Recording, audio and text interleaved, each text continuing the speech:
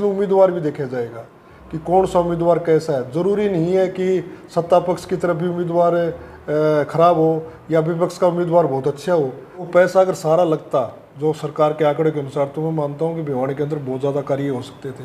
10 साल के दौरान में जो विकास होना चाहिए उसकी बजाय भ्रष्टाचार ज़्यादा बढ़ा है। भिवानी शहर की जो जनता है किन मुद्दों को देखकर वोट करना चाहिए? और कई साथी तो ऐसे भी चुनाव लड़ रहे हैं, इस चुनाव में जिन पर आरोप लग रहे हैं भ्रष्टाचार के चुनाव लड़ रहे हैं। बीजेपी का उम्मीदवार जीतता है तो कितना फायदा हो सकता है? नमस्कार, मैं हूं अमन कुमार और ताज़ा अपडेट के साथ और चुनावी रण जो भिवानी नगर परिषद का है उसको लेकर हम बातचीत करने वाले हैं आज एक ऐसे व्यक्ति से जिन्होंने कई इलेक्शन देखे हैं, भिवानी में जो भ्रष्टाचार हुआ उसकी आवाज़ उठाई है और जो भी मुद्दे होते हैं उनमें बढ़ चढ़कर भाग लेते हैं और जो सामाजिक कार्य होते हैं उनमें भी अपना योगदान पूरा देते हैं। हम बात कर रहे हैं भिवानी से नेता, किसान नेता और एक समाज सेवी कमल प्रधान जी। कमल प्रधान जी क्या कहेंगे जो 19 जून को चुनाव होने वाला है उसमें क्या क्या मुद्दे अहम होने वाले हैं भिवानी की जनता के लिए? देखिए, 19 तारीख का जो चुनाव होगा वो एक किस्म से मिनी सरकार बनाती है जनता, और उसमें जनता को ये आशा होती है कि जो सरकार बनेगी या नगर परिषद का मेयर बनेगा या एमसी बनेंगे, उनसे अब सकते भाई सीवर की व्यवस्था ठीक हो, सफाई ठीक हो, और जो नगर पालिका संबंधित कार्य है उनमें भ्रष्टाचार ना हो और सारे कार्य सुचारू रूप से चले, ये लोगों की आशा होती है। लेकिन पिछले दिनों जो चुनाव में जो प्रतिनिधि चुन के आए थे उनका जो रवैया रहा उससे जनता का थोड़ा विश्वास उठ गया और जनता थोड़ी ही ऐसी स्थिति में आ गई कि कहीं हम चुनाव गलत तरीके से दोबारा ऐसा ना कर हो जाए हमारे हाथ से, तो बड़ा उसमें सोच समझ के अब की बार चुनाव जनता करेगी, ऐसा मुझे लगता है। जो पिछली 5 साल की योजना थी वो पूरी टर्म चली, तो क्या मानते हैं उसमें क्या क्या काम होने चाहिए थे और नहीं हो पाए? देखो, जिस प्रकार सरकार जो दावा करती है कि हमने इतना पैसा हरियाणा सरकार ने भेजा भिवानी नगर परिषद को, और वो पैसा अगर सारा लगता जो सरकार के आंकड़े के अनुसार, तो मैं मानता हूँ कि भिवानी के अंदर बहुत ज़्यादा कार्य हो सकते थे। लेकिन अगर धरातल पर देखा जाए तो सारे सीवर बंद पड़े हैं, सफाई का बुरा हाल है। जगह सगलों में तो जरूर लिखा दी कि सफाई में अव्वल है भिवानी, लेकिन हर जगह गंदगी के ढेर पड़े हुए, स्ट्रीट लाइट बिल्कुल सारी बंद पड़ी हुई है, और सफाई व्यवस्था तो इतनी चरमरा गई है कि आम आदमी के लिए बाहर निकलना दुष्कर हो जाता है। चाहे वो पार्क हो, चाहे हॉस्पिटल हो, चाहे हमारे बच्चों के स्कूल हो, उनके पास गंदगी के ढेर लगे रहते हैं। और जो जिस प्रकार से लोगों को नकली चेक रसीद घोटाला आया, और जो रसीद जो उनकी हाउस टैक्स की थी या और दूसरी कटवाई गई वो सारी नकली साबित हुई, वो दूसरे तरीके से भ्रष्टाचार हुआ। तो लोगों ने इस 5 साल के दौरान में जो विकास होना चाहिए उसकी बजाय भ्रष्टाचार ज़्यादा बढ़ा है। तो अभी जो लोग हैं, भिवानी शहर की जो जनता है, किन मुद्दों को देखकर वोट करना चाहिए आपके अनुसार? सबसे बड़ा मुद्दा तो भ्रष्टाचार का है। जनता का सबसे मुद्दा यही कि जो पैसा है वो सही लगे।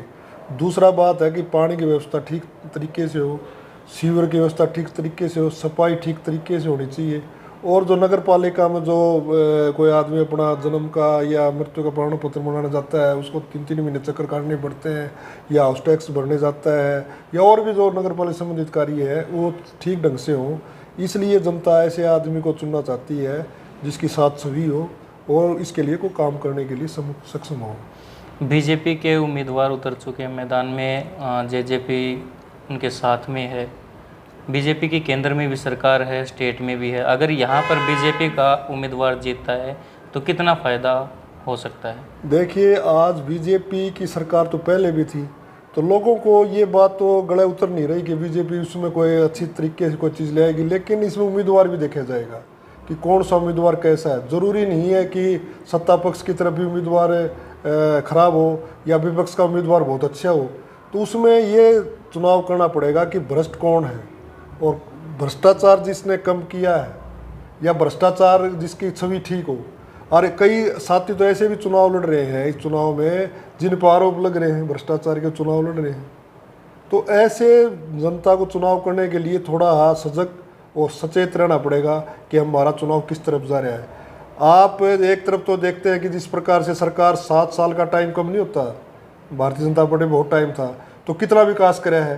तो जनता को ये चीज़ भी देखनी चाहिए कि 7 साल में कितना विकास हुआ, कितना भ्रष्टाचार हुआ, ये पैमाना जनता को देखना चाहिए। और दूसरी तरफ ये भी देखना चाहिए कि आप अपना वोट किस तरीके की दिशा में दे रहे हो, गलत दिशा में वोट नहीं जाना चाहिए। मेरा तो यही कहना है। आम आदमी पार्टी से इंदु शर्मा उम्मीदवार हैं। हाँ, वो वासुदेव शर्मा की पुत्रवधू हैं। तो आपने उनका कार्यकाल भी देखा है, उन्होंने मंत्री रहते हुए कितने विकास कार्य भिवानी में करवाए हैं या फिर नहीं करवाए थे? देखो, वासुदेव व्यक्तिगत आदमी बहुत अच्छा है, इसमें कोई दोहराए की बात नहीं है। और उस जो कार्य उन्होंने किए थे उस टाइम बिल्कुल ठीक ठाक कार्य किए थे। लेकिन आज हमें देखना है कि आज जो मुद्दे हैं उसमें कितना सक्षम है और किस प्रकार से आज एक पार्टी की उस पर चुनाव लड़ रहे हैं। वो व्यक्तिगत तो चुनाव लड़ नहीं रहे आम पार्टी के। आम पार्टी लोगों में किस प्रकार से धारणा है लोगों की और कैसे लोग उसके बारे में सोचते हैं। तो मैं तो ये कहूँगा कि चुनाव पार्टी से भी ऊपर होना चाहिए, कैंडिडेट भी होना चाहिए। कई बार पार्टी से ऐसा कैंडिडेट आ जाता है जो गलत तरीके का आदमी हो, और कई जगह ऐसी पार्टी में ऐसा कैंडिडेट आ जाए जिसकी छवि ठीक हो। तो ये भी देखना पड़ेगा, पार्टी भी देखनी पड़ेगी, कैंडिडेट की छवि भी देखनी पड़ेगी। कमल प्रधान जी किस कैंडिडेट को सही मानते हैं? मैं तो भ्रष्टाचार, जिसमें भ्रष्टाचार के आरोप नहीं हो और जिसका व्यक्तिगत छवि ठीक हो, सामाजिक आदमी हो, मैं तो कहता हूँ कि आप सोच समझ के वोट डालना। एक आपकी गलती से 5 साल आपको परेशानी झेलनी पड़ सकती है, ऐसा कार्य नहीं करना आपने। कांग्रेस जो मीनू अग्रवाल है उसको समर्थन करती है। हालांकि कांग्रेस ने चुनाव चिन्ह पे, सिंबल पे चुनाव नहीं लड़ने का फैसला लिया था। ये कांग्रेस को कितना विफल बनाएगा, कितना उनके उम्मीदवार को पीछे धकेलेगा?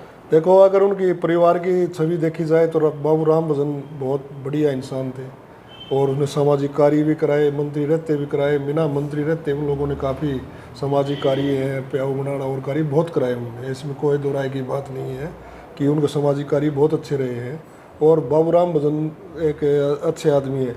लेकिन ये नहीं है कि वो पार्टी कांग्रेस पार्टी का समर्थक है इसलिए कांग्रेस पार्टी लोगों को वोट देने, उसकी भी छवि देखनी चाहिए और उम्मीदवारों की छवि देख के अपना चुनाव करना चाहिए आदमी। बीएसपी ने भी अपना उम्मीदवार उतारा है। देखो, ये लोकतंत्र का पर्व है, इसमें हर पार्टी अपने अपने उम्मीदवार उतारती है। मैं तभी तो कह रहा हूँ कि पार्टी उम्मीदवार बना देती है वो अलग चीज़ है, लेकिन हमें ये भी देखना है कि उस पार्टी के उम्मीदवार की छवि कैसी है, उसी हिसाब से हमें वोट देना चाहिए। एक चीज़ और है, ठाकुर भवानी प्रताप सिंह, उनको बीजेपी से चेयरपर्सन की जो टिकट थी वो नहीं मिली, उसके बाद वे निर्दलीय उतरे हैं। तो ये बीजेपी को नुकसान करने वाली बात है या फिर फायदा पहुंचाने वाली बात है? देखिए, भवानी प्रताप चेयरमैन रहे हैं और नौजवान हैं, युवा तुर्क हैं और उनकी भी इच्छा थी कि मेरे को चुनाव लड़ाया जाए और प्रजातंत्र में चुनाव लड़ने का सबका अधिकार है। वो भी सोचते थे, बीजेपी को लंबे तौर पर उन्होंने कार्य किया था बीजेपी के अंदर और अपनी टिकट को पक्का मान के चल रहे थे, तो भी अपना भाग्य आजमा रहे हैं। विधायक घनश्याम सराफ कहते थे कि मेरी जेब में टिकट है, लेकिन वो जेब से बाहर चली गई। बीजेपी, कांग्रेस और जितने भी ये राष्ट्रीय दल है ना, इसमें तो कोई आदमी कह नहीं सकता कि मेरी जेब में, पता नहीं किसकी जेब में टिकट डाल कर किसी में डाल दें।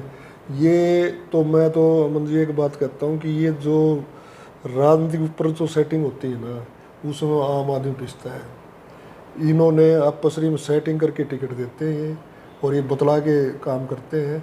तो मैं तो जनता से अपील करूँगा कि जो अच्छी छवि का नेता हो और जो काम करने में सक्षम हो उसको आप वोट दो और भ्रष्टाचार में सम्मिलित ना हो। और जिस पर भ्रष्टाचार के आरोप है या भ्रष्टाचार में सम्मिलित रहा है उसको वोट ना दें, नहीं तो वो दोबारा ऐसा कार्य कर सकता है। जी, बहुत बहुत धन्यवाद दिए थे कमल प्रधान जी, जिन्होंने हमसे बातचीत की और जनता से अपील भी की अगर आप वोट देते हैं तो पार्टी के साथ साथ जो उम्मीदवार है उसको भी देखें, वो कितना ईमानदार है, कितना आपका काम करवा सकता है। और इसके साथ ही जो पिछला कार्यकाल रहा भ्रष्टाचार का, उस पर भी उन्होंने प्रकाश डाला।